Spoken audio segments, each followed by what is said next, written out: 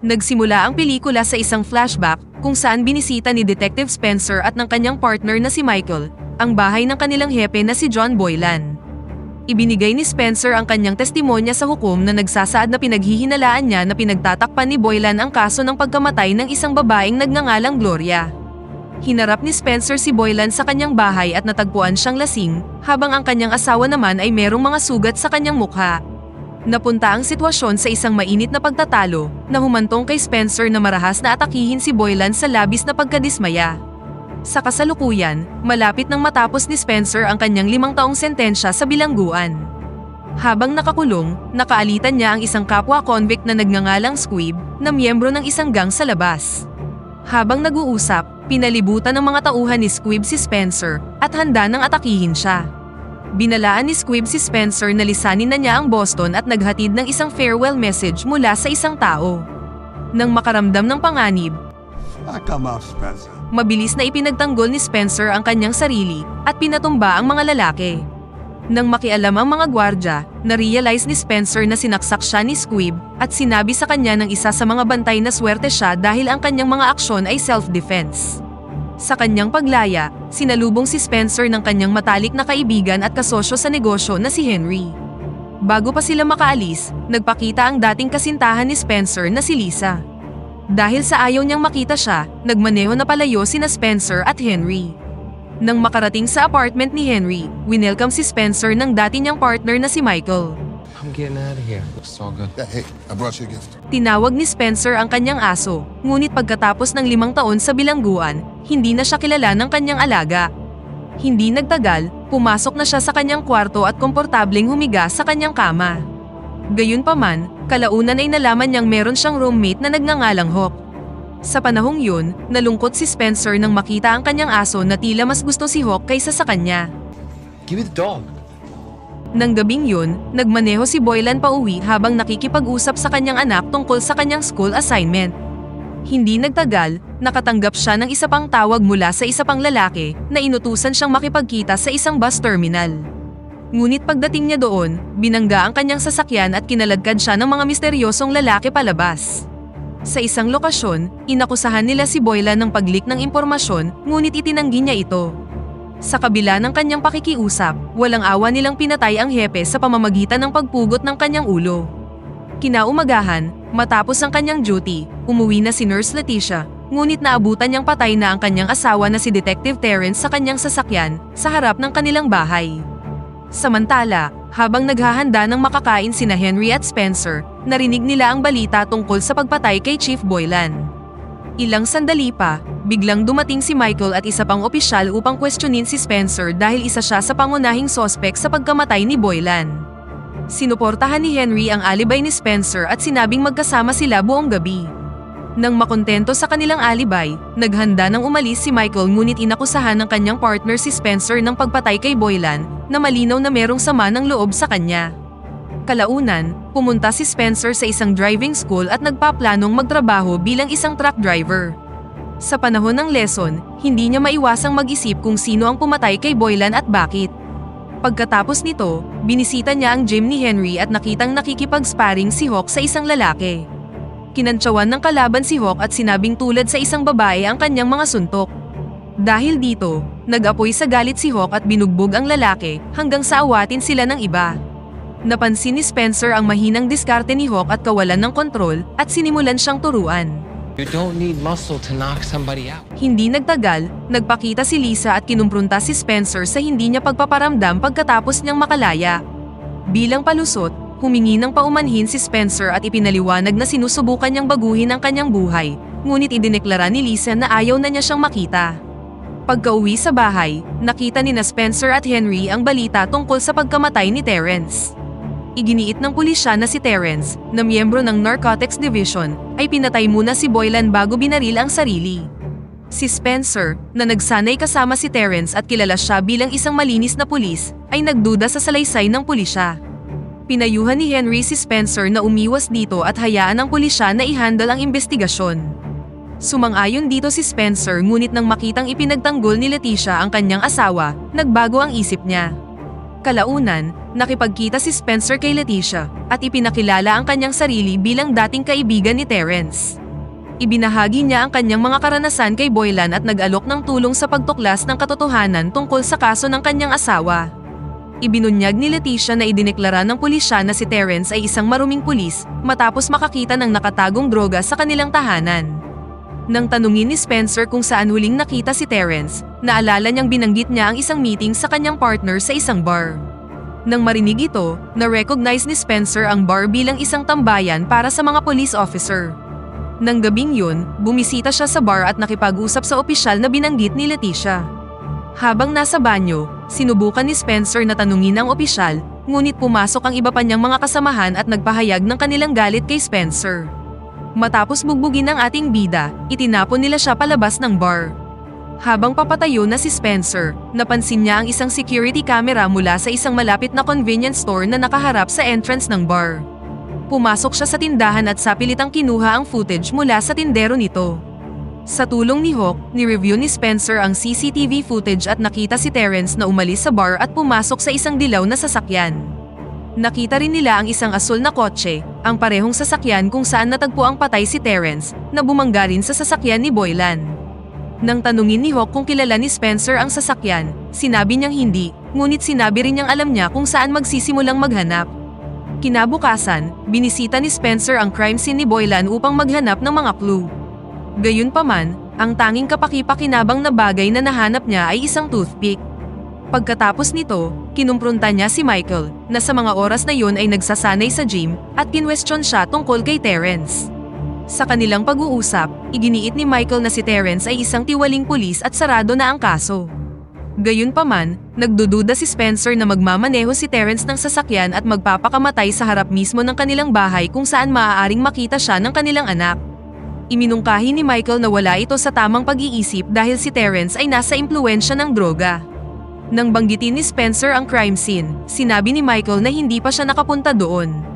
Nagsuspecha si Spencer ngayong nakakita siya ng isang toothpick sa lugar at alam niyang meron laging dala nito si Michael. Kinabukasan, habang kumakain sa isang restaurant kasama si Hawk, nakita ni Spencer si Lisa na may kasamang ibang lalaki. Nang pumunta si Spencer sa banyo, sinundan siya ni Lisa at doon sila nagpalakpakan. Pagkaalis sa restaurant, nakita ni Spencer ang dilaw na sasakyan mula sa kuha ng CCTV at hinabol ito. Habang hinahabol ang sasakyan, tumalon si Spencer sa isang bakod, ngunit inatake siya ng isang nakaalpas na aso. Tinawag ito ng may-ari, at si Spencer, na sugatan, ay bumalik na sa gym upang hanapin si Hawk. Nice to have my back out there. Yeah, well, you're a dog lover. Ipinahayag ni Hawk na natandaan niya ang plate number ng sasakyan, ngunit hindi niya agad ito nasabi kay Spencer dahil tumakbo siya palayo. Kalaunan, bumisita si Spencer sa isang kaibigan upang tingnan ang plate number, at doon niya nalaman na ang identity ng may-ari ng dilaw na sasakyan ay isang lalaking nagngangalang Charlie. Dahil dito, ang tatlo ay sinundan si Charlie habang siya ay nagpapamasahe, at ikinwento ni Spencer ang mga nakaraang kaganapan. Si Gloria ay isang aktivista na sumasalungat sa gentrification ng lungsod, habang si Charlie naman ay kinuha upang takutin ang babae. Kalaunan ay mas lumala ang panggigipit hanggang sa umabot sa puntong walang awang pinatay ni Charlie ang pusa ni Gloria sa kanyang tahanan. Makalipas ang ilang araw, nakatanggap si Spencer ng tawag tungkol sa isang kahina-hinalang sasakyan na humantong sa pagkakadiskubre ng bangkay ni Gloria. Sa paglipas ng mga araw, nalaman ni Spencer na pinagtatakpan ng departamento ang kaso ni Gloria, kaya hinarap niya si Boylan, ngunit kaagad lang siya nitong pinaalis. Alam ni Spencer na dapat ay hinayaan na niya lang ito, ngunit malakas ang kutob niya na may itinatago si Boylan. Kalaunan, ipinakita sa kanya ng isang reporter ang security footage ng pagpatay kay Gloria, kung saan binugbog siya ng ilang kalalakihan, ngunit walang ginawang aksyon ang mga awtoridad tungkol sa ebidensya. Gamit ang ebidensya, pumunta sina Spencer at Michael kay Boylan para questionin siya. Pinaalam ni Spencer na nakahanap siya ng malakas na ebidensya laban sa kanya, ngunit nagmaang-maangan si Boylan at sinubukang paalisin si Spencer. Habang lumalaki ang pagkadismaya ni Spencer kay Boylan, hindi na siya nakapagpigil at walang tigil na sinuntok ang kanyang hepe. Nang marinig ang lahat ng ito, naglakad si Hawk patungo sa sasakyan ni Charlie, binutas ang lahat ng mga gulong, at pagkatapos ay gumuhit ng mukha ng pusa sa pinto nito.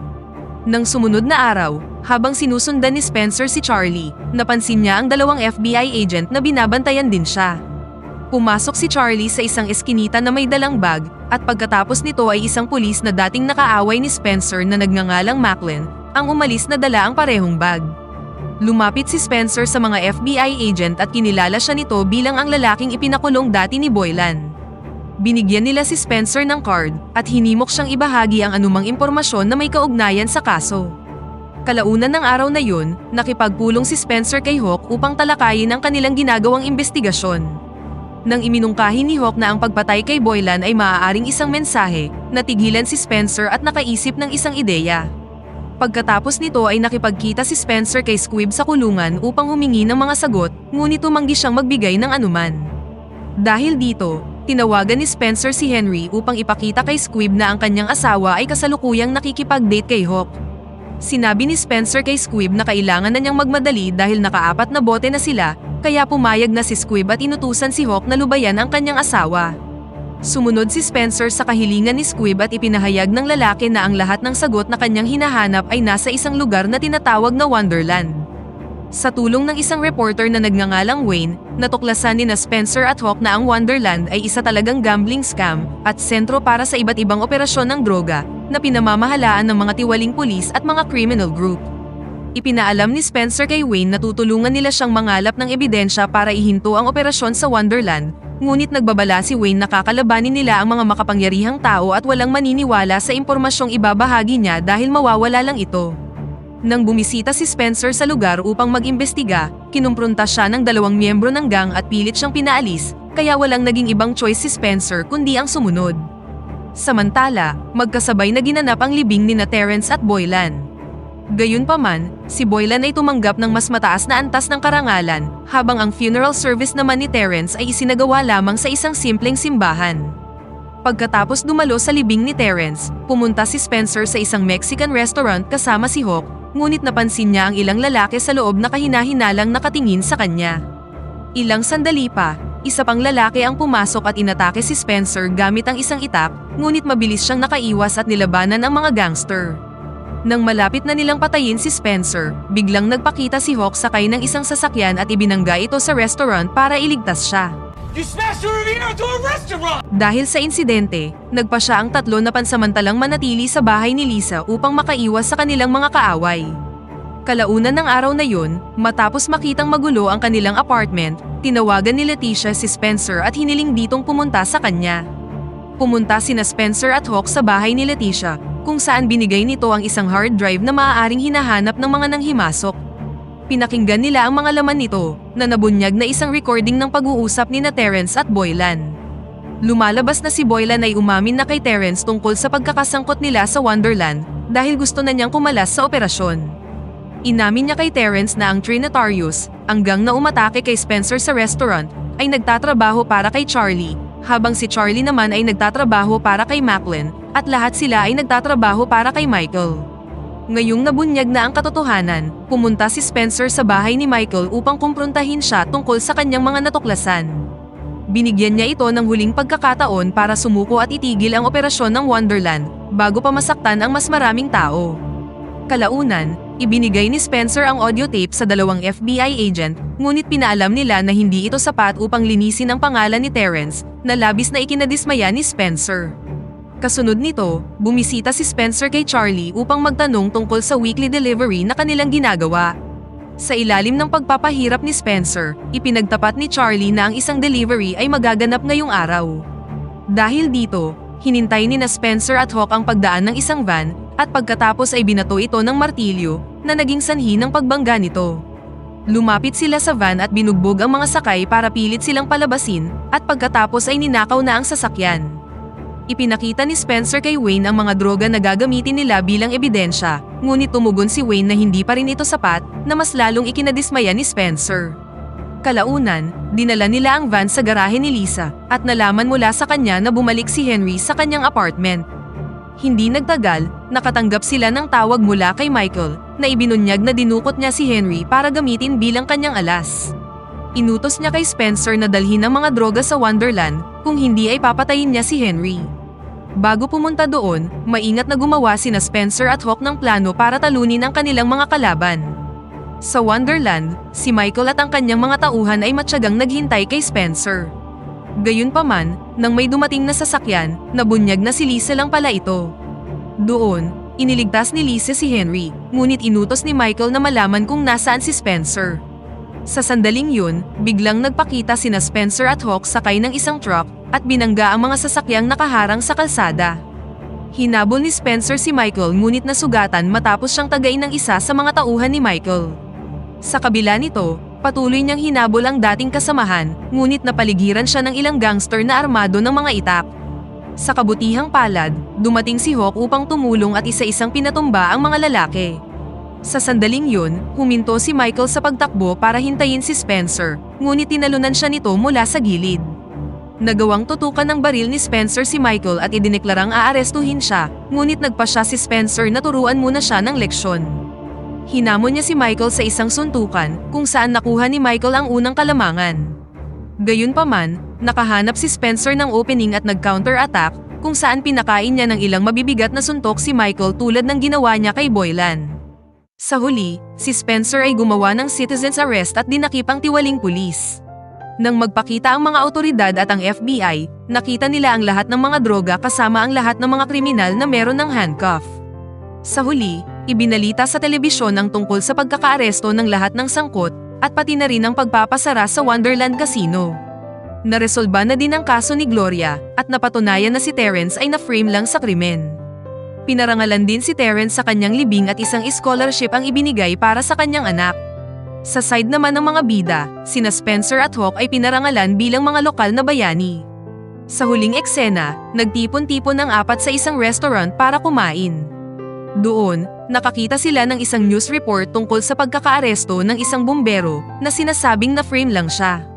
Nang makita ito, kinilala ni Spencer ang lalaki bilang dating kaklase sa high school.